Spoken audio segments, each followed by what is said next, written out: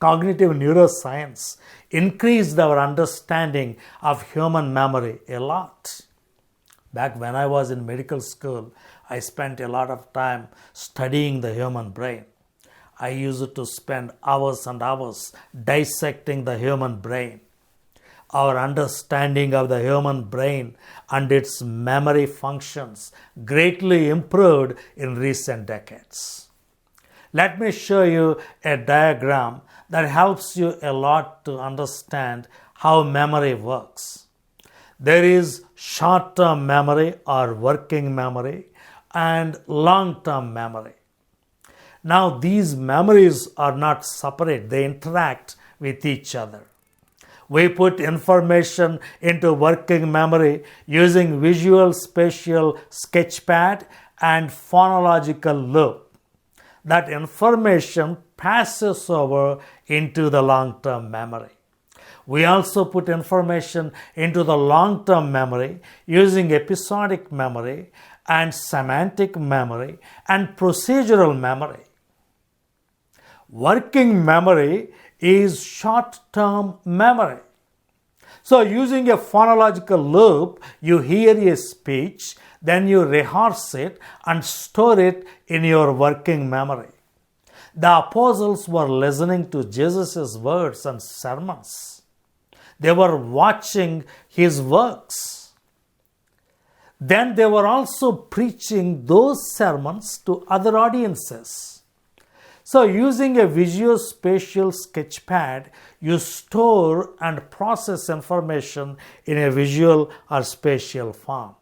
That is what you see and what you experience. When we play the telephone game, we don't have the benefit of a visual spatial sketchpad. When Jesus raised Lazarus from the grave, John was there to witness that miracle. It was a visual spatial event for him. What is episodic memory? Memories of specific individual events. It plays out like a little movie in your head. How did your graduation go? Everything you did on your graduation day plays out like a little movie in your head. That is episodic memory. Semantic memory. Semantic memory is the memory about facts. Some facts just stick in your mind without any context. How much is 3 times 5? You say 3 times 5 is 15. It is a semantic memory. You don't have to think about it. It is the general knowledge about the world learned through repeated exposure to the information. You can decontextualize it. You might be able to remember the very first time your teacher told you that fact in the math class. You went to school that day. You sat at your seat. Your teacher comes and teaches the multiplication table. That is episodic memory.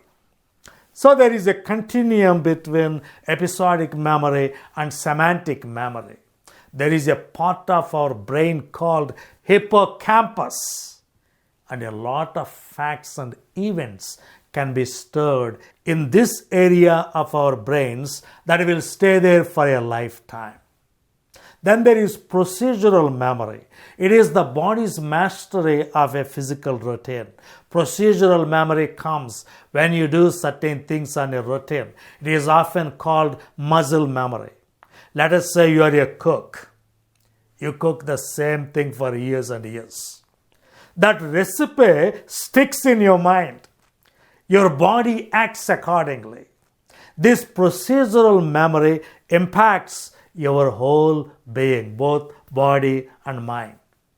Our long-term memory is based on information encoded in our brains using some or a combination of these memory systems. John was a fisherman. He was fishing every day. His procedural memory is strong. He was preaching a lot. That is also procedural memory. In John chapter 21, he was fishing on the Sea of Galilee. This happened after the crucifixion of Lord Jesus Christ. That day, they put their nets in the sea. They were not able to catch any fish. Then a stranger came to them and told them, "Throw your net on the other side of the boat and you will find some fish." Reluctantly, they did that, and to their amazement, they caught a large number of fish. The disciples did not recognize this stranger, but John did. He told Peter, "It is the Lord." John says they sat down and counted the fish. It was 153. How can you remember that event? John was fishing. It was his procedural memory. He was one of the three intimate disciples of Christ. That is semantic memory. It just stayed in his mind as a fact. That day, when we saw Jesus, we caught 153 fish. That is episodic memory. Everything that happened that day, he remembers like a little movie playing in his head. Recently, I was talking to a Holocaust survivor. She told me she still remembers events that happened 80 years ago. Then she was a teenager. Around 9 a.m. in the morning, she heard some footsteps. Then there was knocking on their door. Her sister opened the door. The Nazi officers walked inside, ordered her, her dad, her mom, and her sister to leave to a train station. Her dad and mom were separated in the train station. She remembers the horn of an oncoming train as they were leaving. She remembers the dress she wore that day. She told me, "It feels like those events happened yesterday." How can she remember things that happened 80 years ago? Because those painful events became episodic memories in her mind. Events that produce lots of emotions like fear, anxiety, stress, they are more likely to be remembered than events that do not produce emotions. So John the Apostle had ample opportunities to accurately remember the events that happened during his association with Jesus. When we play a telephone game, we only use sensory memory that is so weak and transitory. There was no time to use any processes that involve long-term memory. So for Bart Ehrman to use this silly illustration is highly disingenuous. It is not applicable to the disciples who wrote the New Testament.